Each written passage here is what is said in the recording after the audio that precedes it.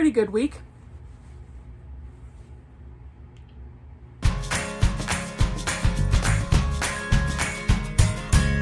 Hey BookTube, it's Kim at Middle of the Book March. This is my Bookish week for Saturday, January 22nd. And yeah, it was a pretty good week. I went shopping this past week, but I'm not going to tell you about that yet. And I finished 3 books. All of them were 4 stars. One of them was a little higher, one of them was a little lower, but as we know, Goodreads doesn't have stupid half stars, so whatever, we can't really rate it that way. So, let me tell you about what I finished, and I have a couple books currently on the go. I read My Life in Middlemarch by Rebecca Mead. When I do this, see how small this little book looks like I have a big giant head. Then I do this and it doesn't look so small. Never mind. Anyway, I finally read My Life in Middlemarch by Rebecca Mead, and I had started reading this a while ago. I think like right after or while I was reading Middlemarch, and I had to put it down because it was giving details of all of the novels. So I had been reading a library copy, and I bought myself a used copy, and I started reading it. Finally finished it, and it was very, very good. I really enjoyed this book. It's basically a combination of a memoir and a commentary on Middlemarch. There's much more information on George Eliot and the content of Middlemarch than there is about Rebecca Mead and her life. It's mostly about her thoughts and her emotions surrounding the novel. If you've read Middlemarch, this would be a great book to pick up immediately after reading it because it provides a commentary and it provides an analysis of the novel so that it's far easier to understand and far easier to see all the themes and to understand George Eliot's background. It puts a lot of Middlemarch into perspective. But for me, I thought this was kind of like Middlemarch commentary light. Excuse me, froggy. And I'm sure there are other more academic books out there or more academic analysis of Middlemarch. But this was a thoroughly enjoyable book. And I actually marked a couple of places. Let's see if I can remember why I marked these. Okay, one of the places that I marked is very early on. In my hardcover, it's page 27. And Rebecca Mead is talking about some of George Eliot's letters. In Victorian times, they wrote letters. And so many of these letters have been saved and memorialized and put into museum storage and display and that type of thing. And there was a lot of commentary and analysis on Eliot's letters and how that reflected her personality. And she was thought of as a fairly conservative, proper, prim, priggish type of a woman. And there was some criticism about the tone of her letters that they lacked charm.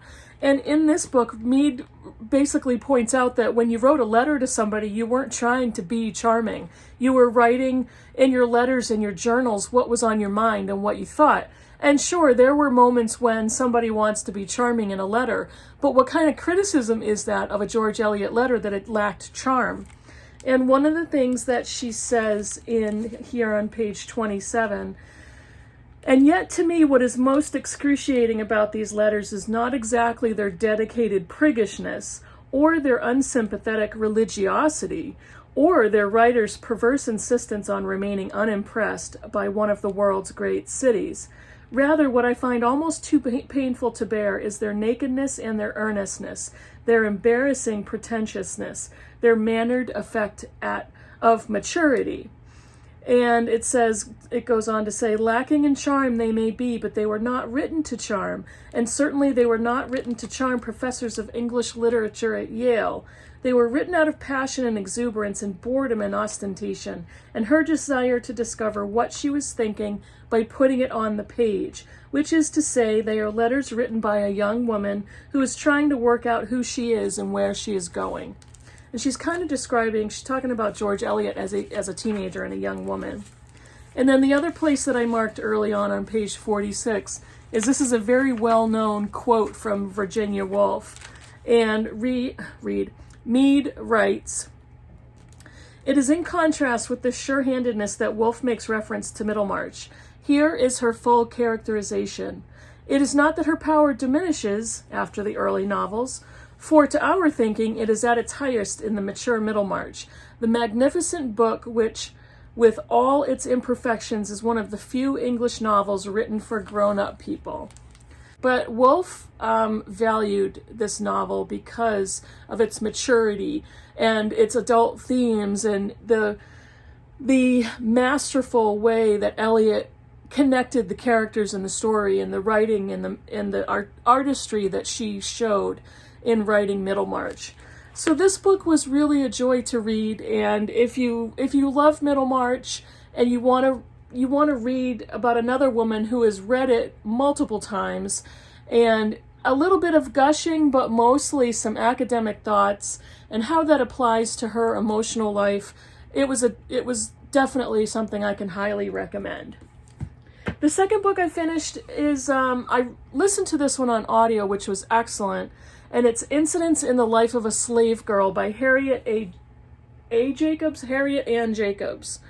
And there are many, many versions of this audio, and I don't remember which one I listened to, but it was very good. And this is basically an autobiography written by a woman who was enslaved during the Civil War. And it was intense. It was so well done. It was revealing and harrowing and maddening, made me irate. And there were times when I had to stop listening and come back to it because it's gruesome what was done to people. And this book and this audio is extremely important to history because it details the life of a female slave and what that meant being at the whim or subject of any white person at any time. She had no agency, she had no power, she had no independence, no privacy. And the level of sexual assault and sexual degradation that female slaves endured it was just made me speechless, but I could feel the bile rise into my throat in reading and listening to the accounts of what she endured. She ended up escaping slavery and hid in a loft area in her grandmother's shed for 7 years. She could hear the voices of her children, but nobody could know that she was there, and her grandmother knew, and eventually there was a trusted, I believe she was one of the household cooks, who they could trust to reveal that she was hiding there, and she was brought food. And this loft was not even high enough for her to stand in. She had to crawl to get around, and she never left for 7 years. And it caused such physical atrophy to her body that eventually, once she did get out, she had to almost do some actual physical therapy for herself to strengthen her limbs and her muscles. But just, there was her quote unquote owner, the man who bought her, was obsessed with her, and he wanted to make her his mistress, but she consistently refused.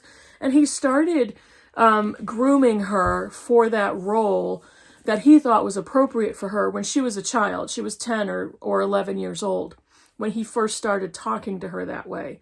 But she consistently refused to take on that position. And that was normal for female slaves. Just the things that they had to, the humiliation and the degradation they had to live with. This is a very valuable piece of history of the times during the Civil War and what slaves had to endure, and specifically in her case, what a woman had to go through being surrounded in that type of environment. It was just gut-wrenching. And the last book I finished, coincidentally, is another historical fiction novel about slavery, and it is Remembrance by Rita Woods. This is Rita Woods' debut novel, and I thought it was excellent. It was an excellent debut. There were some technical issues with it. The pacing was a little bit off. It got a little bit redundant. This hardcover is about 411 pages. It probably could have easily been cut by 100 pages, and the story would not have been sacrificed at all. But this was a great debut, and this is a book with 4 different perspectives. There's a modern day perspective, Gael is her name, and then there is Abigail, Margot, and Winter. And the storylines converge, but one of the storylines, which was the briefest, was the current day story of Gael, and that probably could have been removed from the book, and it would have been the story still would have been cohesive, and it would have been an excellent novel. So it was a little off in that respect. A lot of times the end of the chapters provided a quick cliffhanger, and then it changed perspective, which is fine. But the cliffhanger never actually opened up to something really life-changing. It was like, oh, okay. It was kind of a little bit of a letdown. But I thought, still, I really loved the story. I loved the writing. I definitely think if she improves on the pacing and has a little bit more editing, this would be excellent. The general story is, this is about a community of escaped slaves, and this book has so many aspects of magical realism, so if you're not a fan, you may not enjoy it, but this definitely worked for me. And this is a book, I think it has like 3.7 star ratings on Goodreads, so it's not one of the highest rated books that I've read, but I actually think it deserves a much higher rating than that, and I really enjoyed it. It's the perspectives of each of these women is unique and individual. There is a lot of interchange between slaves in New Orleans versus slaves from Haiti, and there is some Creole folklore and tradition. It was a very interesting story, and I really, really could feel emotionally for these characters. I really enjoyed it, and I would love to see more people pick this up as a debut. And this is not a brand new novel, 2019, but Rita Woods was an attorney for a really long time and wanted to write, and she wrote this, and I think I would love to see another book of hers come out, and I hope we do sometime soon, because I will definitely pick it up. Those are the 3 books I finished. What am I currently reading? I am currently listening to Smoke Gets in Your Eyes by Caitlin Doughty. She wrote the book Will the Cat Eat My Eyeballs? And she is a former funeral director. She worked in a crematorium, and that's what this book is. Smoke Gets in Your Eyes. Not for the faint-hearted. This is a very raw, honest, gruesome book. But she has a way about her, and she narrates it. She has the type of personality that she will present extremely bare bones, the raw facts without filter of the death industry. And specifically, this book is talking about cremation. But she has a very calming voice and presence, so it kind of makes things easier to digest. And I'm simply just really interested in the information. So I'm probably about 70% done with that audiobook. This one I'm still working on, The Murmur of Bees by Sofia Segovia, who is a Mexican author. This is translated by Simon Bruni, and I'm a little bit halfway through. This is the story of a baby boy who was deserted under a bridge. He has a facial deformity, and as a newborn, he is found as a newborn along with a swarm of bees. And again, more magical realism, set in Mexico at the time of the Spanish flu in 1918, and I'm also really enjoying that one. And I have one buddy read going on right now. This is Sylvia Plath's The Bell Jar.